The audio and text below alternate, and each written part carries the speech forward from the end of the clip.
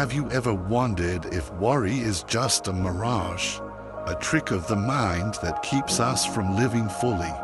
Imagine a life where fear of the future no longer holds you captive. What if the key to happiness has been hidden in plain sight for centuries, waiting for you to discover it? In this captivating journey, we unravel the truth behind worry, a concept that, according to Buddhism, doesn't truly exist. Bobby McFerrin's song, "Don't Worry, Be Happy," may seem like a simple feel-good tune, but it echoes a profound truth that Buddhism has been teaching for ages. Today, you'll uncover why worry is merely an illusion. Consider this: the present moment is all you truly need. By embracing it, you can live with more peace, lightness, and yes, happiness. Stay with us as this could transform your perspective on life. So, what is worry? In the Buddhist view, worry is a universal experience. It creeps in when we lie awake at night, replaying conversations, imagining worst-case scenarios, and trying to plan every detail of a future beyond our control. We've been conditioned to believe that worrying is normal, even necessary, as if it shows we care or are being responsible. But what if this belief is the actual problem? Buddhism sees worry not as a useful habit, but as a form of dukkha, suffering or dissatisfaction. Self-created suffering, to be precise. This suffering doesn't stem from what's happening now, but from what might happen later. Worry dwells in the future, pulling us away from the present moment. The Buddha taught that the present is the only place where life truly unfolds. Everything else is mere imagination. From a Buddhist perspective, worry is not just uncomfortable, it's misleading. It creates a false sense of control. The notion that if we think enough, plan enough, and anticipate every possible problem, we'll be safe. Buddhism reveals this as an illusion. Impermanence is one of the core truths of existence. Everything is constantly changing, shifting, moving.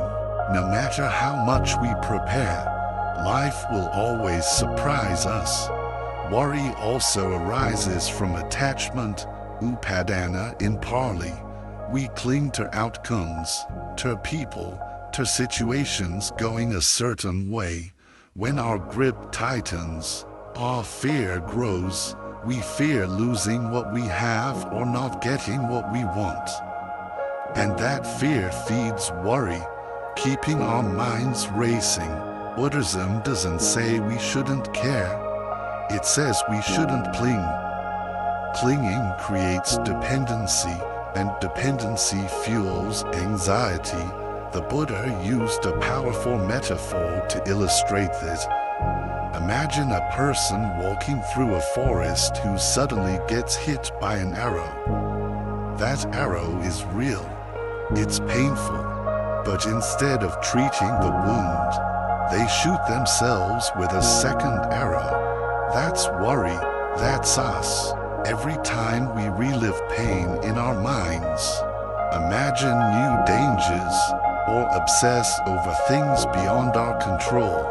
The first arrow is life. The second arrow is our reaction to life. And while we may not avoid the first, the second is optional. Here's the most liberating part. Buddhism teaches that if worry is something we create, we can also uncreate it through mindfulness, sati. We begin to observe the mind, noticing thoughts coming and going like clouds in the sky. We stop identifying with them.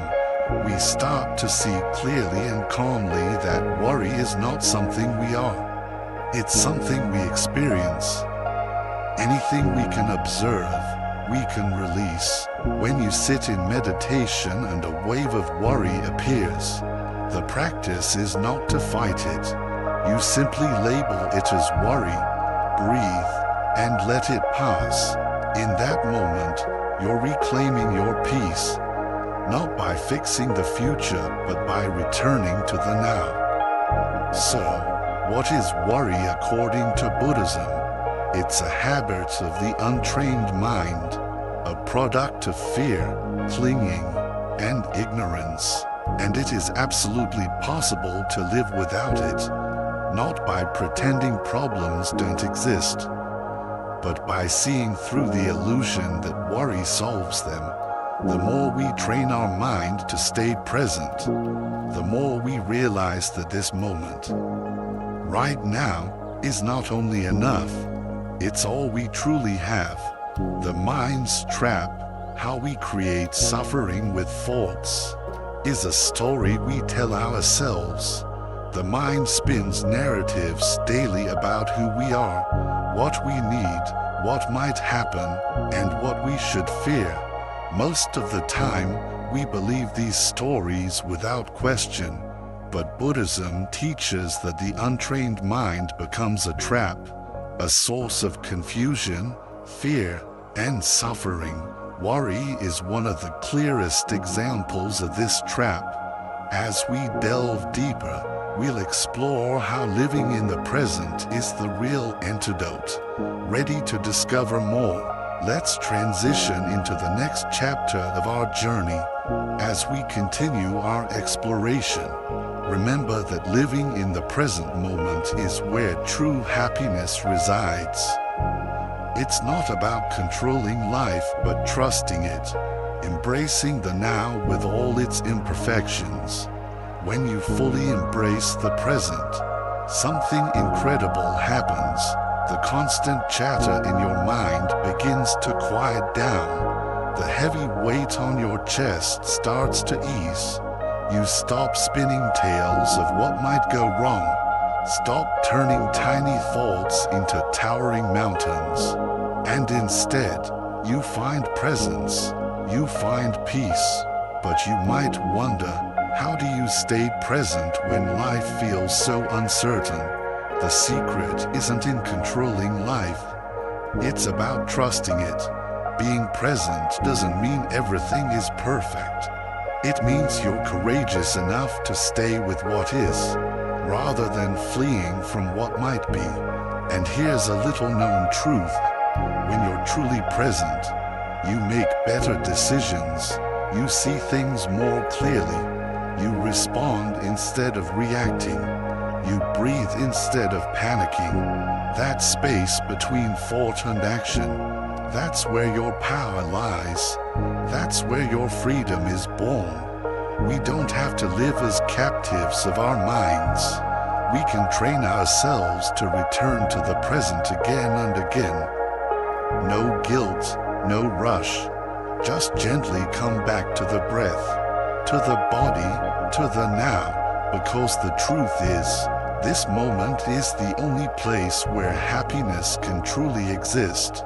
Not in yesterday's memories, not in tomorrow's dreams, but right here, in this quiet, ordinary moment, you'll find everything you've been searching for. Next time your thoughts start spinning, your heart races, and your mind builds its what if tower. Pause, place a hand on your chest, take a deep breath, smile even just a little, and remind yourself, I'm here, I'm safe, I'm enough. This is the true antidote to anxiety, not control, not perfection, just presence. Now, let's talk about trusting life and mastering the art of letting go. Letting go sounds simple, but if you've ever tried it, you know it's one of the hardest things to do. Deep down, many of us harbor a quiet fear that if we let go, everything will fall apart, that if we stop worrying, we'll lose control, that if we stop trying so hard, something bad will happen. So, we cling to plans, expectations, people, outcomes. We grip tighter and tighter, thinking it will keep us safe. But Buddhism teaches us something radically different. The more you hold on, the more you suffer. Trusting life isn't about pretending everything's fine. It's about realizing that control was never the answer. All the worrying, overthinking, and desperate planning weren't protecting you. They were exhausting you. Here's a truth no one teaches us growing up. Life was never meant to be controlled. It was meant to be lived fully, openly, moment by moment. Look at nature for a second. A tree doesn't worry about losing its leaves. A river doesn't panic when the current changes. A bird doesn't doubt whether the wind will carry it.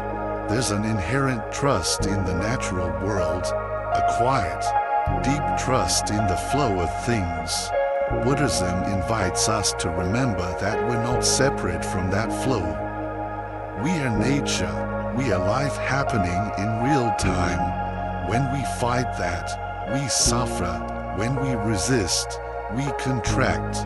But when we trust, we open. You've probably felt it before. Those rare moments when everything is uncertain. Yet somehow you're calm. Maybe it was during a crisis or a big change. Or when you finally said, I don't know what's going to happen, but I'll deal with it when it does. That's trust. That's the art of letting go. And in those moments, strangely, we feel most alive. To reach that state, we must confront some very old habits. We must unlearn the belief that worrying means we care, that planning everything means we're responsible, that being in control means we're strong. The Buddha didn't teach us to run from life. He taught us to embrace it as it is, with its chaos, its beauty, its unpredictability. He taught that everything is impermanent and occur, that nothing lasts forever. When we truly see this, not just as a theory but as a lived experience, something inside us shifts. We start to hold things more lightly. We stop trying to grip every outcome. We begin to understand that peace doesn't come from certainty. It comes from presence. It comes from surrender. Now, surrender doesn't mean giving up. It means giving in, not to defeat, but to wisdom. It's saying, I will do my best, but I will not destroy my inner peace trying to control what I cannot. It's knowing that life is bigger than you, and that's not scary. That's beautiful, because when you stop being the manager of the universe, you become a participant in it. You start to trust that you are being carried, even when you can't see where. And here's where the deepest freedom lies, in releasing the illusion of control. Not once, not in a single moment of clarity, but again and again, every day, every breath, every time fear shows up and says, you're not safe unless you control everything. And you respond, no, I choose to trust instead. Trust in the unfolding. Trust that what's meant for you will find you. Trust that you'll know what to do when the time comes. And if you don't know, trust that not knowing is also part of the path. This kind of trust isn't passive. It's deeply alive. It moves you to act when action is needed and to rest when rest is right. It's not about being lazy. It's about being aligned. It's about learning to listen to your body, your breath, your intuition. It's about learning to let go, not because you've given up, but because you're finally waking up. So, how do we begin? Start small. Notice when you're trying to control. Notice the tension in your body, the tightness in your thoughts. Pause, breathe, ask yourself, what am I afraid will happen if I let go just a little? Then let go a little and see what happens. Maybe the world doesn't fall apart. Maybe instead something beautiful happens. Maybe you feel lighter, more open, more free. With time, you begin to see letting go isn't the end. It's the beginning. It's the beginning of a new relationship with life, one that isn't based on fear, but on trust, one that says, whatever comes, I can meet it, not with panic, but with presence, not with resistance, but with grace.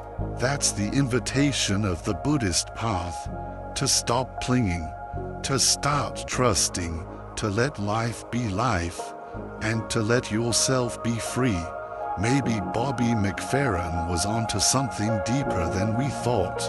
Don't worry, be happy isn't just a catchy tune. It's a doorway into a powerful truth that Buddhism has known for centuries. Worry doesn't protect us, it doesn't prepare us, it only disconnects us from the one thing that's real, this moment. And in this moment, right now, there is peace, there is breath, there is life. Let's stop giving our energy to what hasn't happened. Let's stop letting our minds take us places our hearts were never meant to go. The path of Buddhism is not about escaping the world. It's about waking up to it with clarity, compassion, and trust. If this reflection resonated with you, if it made you pause and think differently, then you're already on the path. Keep walking it with us. Subscribe to the channel so we can continue exploring these teachings together.